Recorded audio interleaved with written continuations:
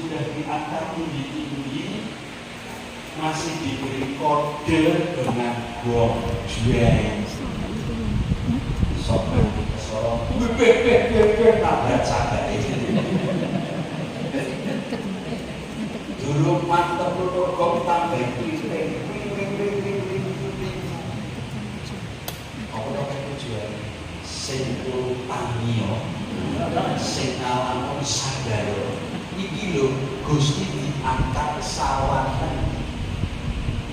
Kuwi yen iso ngomong go karo iki. Kalau terjemahkan itu yang harus terjadi. Ini adalah puncak penyembahan.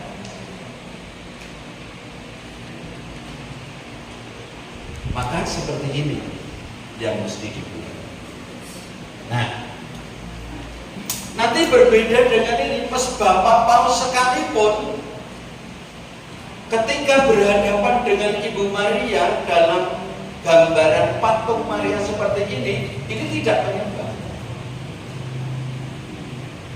Anak sekalipun, tetapi ketika berhadapan dengan sakramen Maha Kudus, yaitu kehadiran nyata Tuhan, ini menyembah. Sikap hati dan batin menyembah. Bapak Paus di hadapan Bunda Maria ini menghormati. Tidak menyembah Bunda Maria sama sekali seperti itu. Baik, jadi harapannya jelas betul lah. Oh, devosi itu mana penyembahan, mana penghormatan. Supaya kita juga benar dalam bersikap, benar dalam pemahaman, lalu benar pula nanti untuk menghidupinya itu benar. Nah,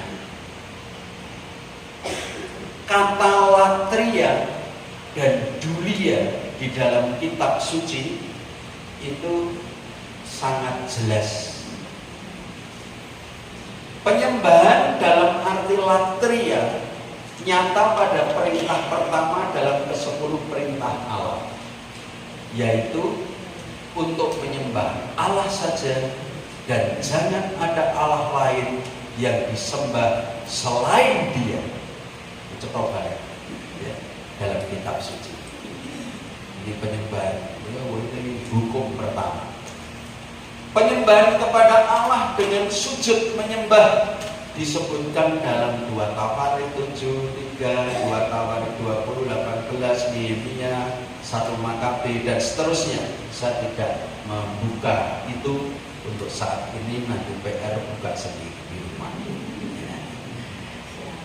Ya. Tapi intinya bahwa yang namanya penyembahan atau latria itu ditujukan kepada Allah saja. Jelas sekali. Lalu penghormatan atau dulia nyata pada penghormatan para saudara Yusuf kepada Yusuf. Saudara-saudara Yusuf yang waktu itu berada di pengungsian atau pembuangan gitu ya, kemudian datang kepada Yusuf, dan Yusuf yang sujud sampai ke tanah menghormati ayahnya Yakub. Demikian pula Nabi Nathan sujud ke tanah menghormati Daud, Absalom sujud ke tanah menghormati ayahnya Daud. Tentu mereka ini bukan menyembah berhala, namun menghormati orang tua sesuai perintah Tuhan. Nah, ini bedanya. Jadi beda betul, beda sekali. Sebetulnya ini itu ya jelas sebetulnya. Dia caranya membahasakan itu, dia caranya mendefinisikan, bagaimana caranya menjelaskan untuk hal-hal seperti ini.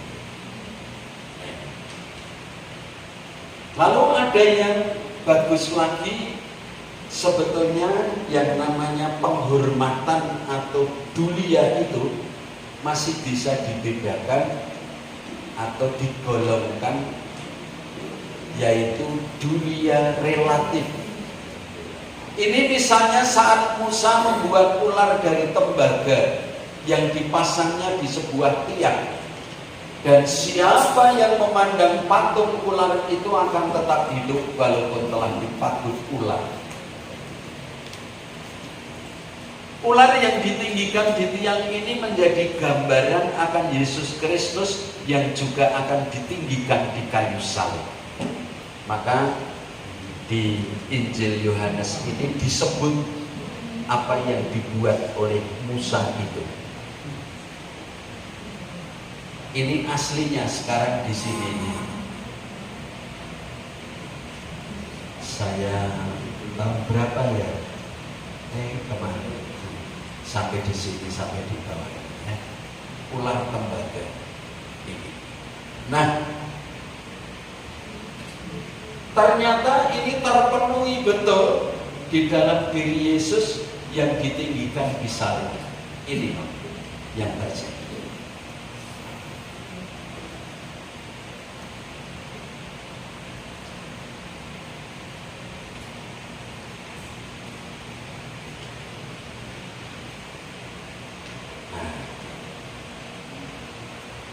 Maka sebetulnya ini yang dikatakan dalam kitab Bilangan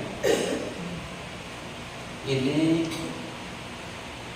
nanti menubuatkan apa yang terjadi di dalam kehidupan Yesus sendiri, dan benar siapapun yang memandang salib nanti akhirnya terselamatkan. Betul.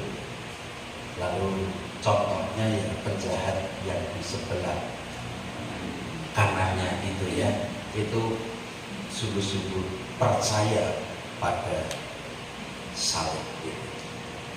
Ini yang terjadi.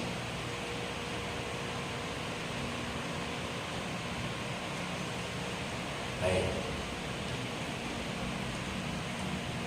Terdapat perbedaan cara penyembahan yang disebut latria hanya untuk Allah saja, dan penghormatan yang berarti dulia untuk atau kepada orang-orang kudus. Penyembahan tertinggi latria ini diwujudkan dalam perayaan Ekaristi. Tadi saya sudah menyinggung-nyinggung ya, yaitu doa gereja yang disampaikan dalam nama Kristus kepada Allah Bapa dalam kuasa Roh Kudus Tritunggal. Jadi ketika penyembahan atau devosi dalam arti penyembahan latria itu tertuju pada Bapa, Putra, dan Roh Kudus, itu berarti sungguh-sungguh penyembahan kepada Allah.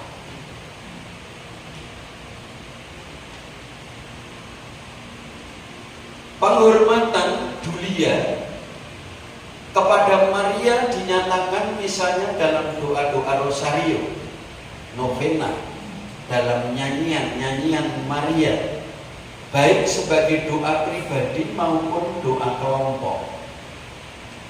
Jadi Bapak Ibu di rumah renang-renang nyanyi Dewi Maria, itu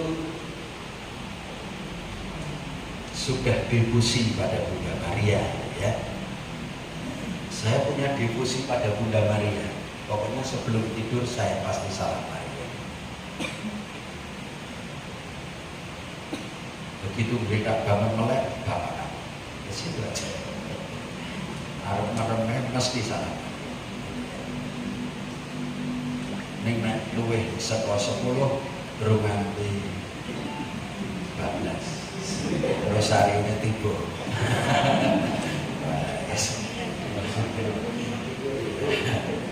Ya, baik.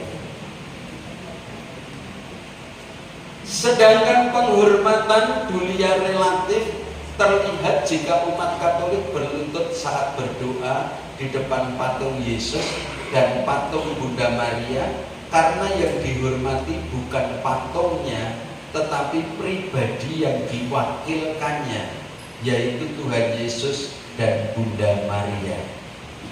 Maka kalau saya mau memahami ini ya orang penghormatan biasa luweh ya, tapi ya bukan penyembahan, tetapi mewakili Tuhan gitu. Nah ngono ya separuh menyembah separuh menghormati gitu. Ya, dunia relatif itu seperti itu lalu. Seperti tadi patung ular tembaga itu nanti menjadi salib Yesus sendiri, dan itu salib memang nanti yang terjadi.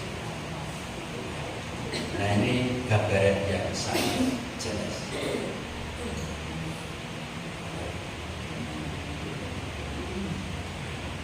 Nah sudah toh, tadi dasar-dasarnya sederhana sekali.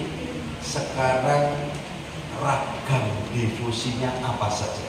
Saya di situ terlalu singkat menyebut, tapi saya akan memberikan yang mungkin lebih lengkap, sedikit lengkap saja, nggak usah banyak. Macam-macam devosi kepada sakramen Maha Kudus itu apa saja? Devosi atau kebaktian kepada sakramen Maha Kudus berkembang sejak abad pertengahan, terutama sejak kasus Berengarius menyangkal bahwa Kristus benar-benar hadir dalam Hosti Suci sesudah konsekrasi. Jadi waktu itu umat berlomba-lomba nomor umum sebanyak-banyaknya, maka umat semua terlambat ngepaske pas komuni. Berbayar jam berapa kalau pagi? Misalnya jam 5:30 gitu ya. Waktu jam pelayu nang Purbo, jam Alusius kono jam piro pelayu nang Alusius terus gitu. Maka atas praktek-praktek semacam itu, lalu ini kasus Berengarius ini seperti itu.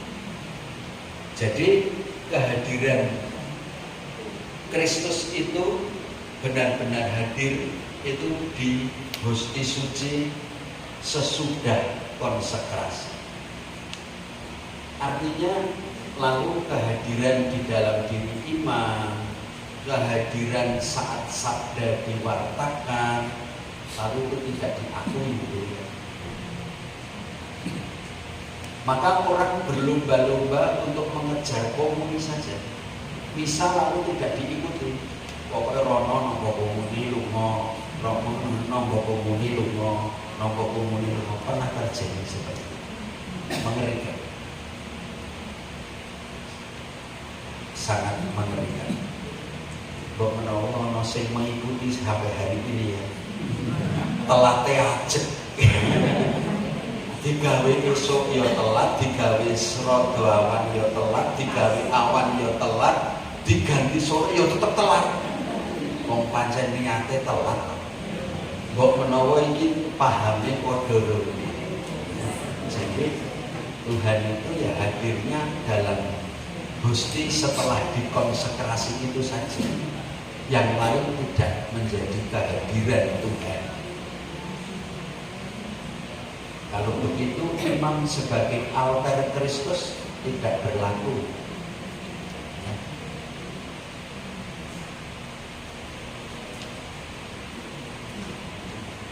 Ada beberapa macam bentuk devosi kepada sakramen Maha Kudus. Adorasi Ekaristi kita sering melakukannya. Prosesi atau perarakan sakramen Maha Kudus jarang melakukan selain di hari Kamis Putih. Kongres Ekaristi 4 tahun sekali, tetapi ini sudah beberapa waktu nggak ada. Terakhir tahun 2012 kalau nggak salah. 2016 karena 4 tahunan ya. 2008, kemudian 2012, kemudian 2016. Sekarang sudah 2000. Covid lalu lupa Kongres Ekaristi. Yang temanya masih ingat? Dulu tema pertamanya 5 roti 2 ikan. Setelah itu kemudian seperti tema sekarang, tinggal dalam Kristus dan berbuah. Terus dikembangkan sampai hari ini. Visitasi masih ada beberapa saya lihat di gereja Purwowardayan yang menghidupi visitasi. Kayak dokter visit ya. Nek dokter visit ki kunjungi pasien, takon gimana? Dumuk batuk wes apa gitu ya. Tapi kalau visitasi sakaratul maut itu salah satu tabernakel itu. Lalu di situ doa. Berapa lama? Terserah. 5 menit, 10 menit, 1/4 jam. Nangis ya kena. Kalau lebu mensalam Maria, oh Bapak kami tanda salib, lang lumo, itu namanya visitasi. Saya beberapa waktu lalu pernah cerita. Hari Sabtu kemarin saya misa di Jogor, Klaten, di tempat yang waktu tahun 2007 anak itu masih kelas 4 SD. Dia orang Ceper, Jogor, kecamatan Ceper. Sekolahnya di Pangdiluhur, Klaten. Setiap pagi diantar oleh bapaknya. Kalau bapaknya nggak bisa, lalu ibunya. Ibunya rajin sekali, bapaknya belas kesateran itu tidak. Tetapi rajin mengantar anak ini untuk visitasi.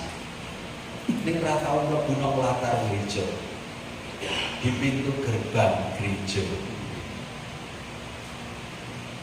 Anak ini kalau berangkat ke sekolah selalu mau hujan, mau panas, mau apapun mampir. Lalu doa di depan tabernakel.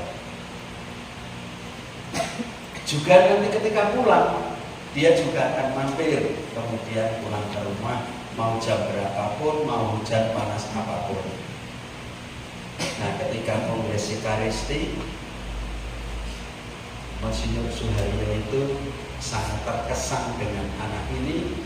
Kemudian disuruh membuat tulisan apa yang kamu doakan ketika visitasi, ketika berangkat sekolah dan ketika pulang sekolah itu. Lalu diberi surat khusus oleh Bapak Kardinal yang sekarang Monsinyur Suharyo itu ya. Aku ora tahu disurati jangan disurati.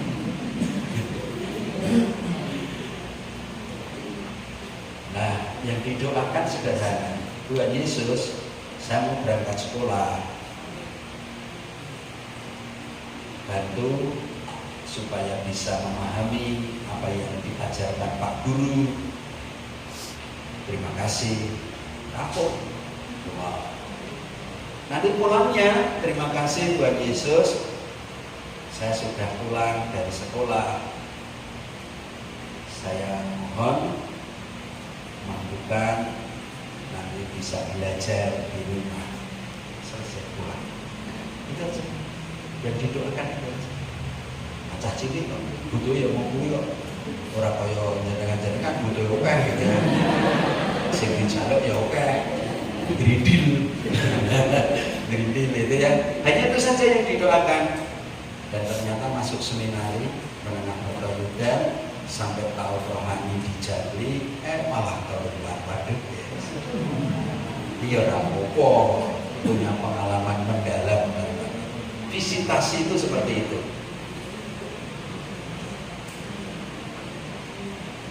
Kalau di Sendang Sono itu visitasinya lain, visitasinya kepada Bunda Maria. Ya ini bentuk devosi ya. Sana itu kalau musim kemarau itu kan mengambil air itu dari sendang itu. Di gunung-gunung pakai apa kelenteng ya? Nah itu kalau ngambil air itu, lalu air kelentengnya itu sementara ditaruh di mana kok di apa itu tempat duduk di itu, lalu sembahyang di depan Bunda Maria. Ono sing nganti rosario penuh. Nah orang karo mlaku rosario jikuk banyu. Ibu saya juga waktu kecil ya. Saya itu kalau ke pasar itu kan jalan 5 kilo 6 kilo ya. Saya ya sok rewani nyunggi gitu. Mula guluku mati menderep ya. Benar. Serius. Sakit mumah itu loh. Waktu tekan sama pasar tempel. Terus bisa.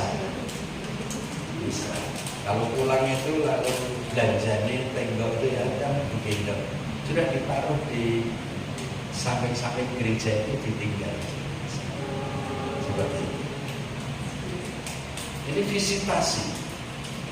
Doa syukur setelah komuni itu termasuk devosi sakramen Maha Kudus. Setelah terima komuni, duduk tenang untuk mensyukuri, untuk mendalami, merasakan kehadiran Tuhan dalam sakramen Maha Kudus. Orang kok malah cerita takon warna-warna sopo sing enak ngendi, kok bareng jajan bakso nondi. Oh, nah. Mulane anggere bar komuni kok gemeremeng. Mula bangane midho ribut wae wis nyanyi wae kono lah sak nyanyi-nyanyine.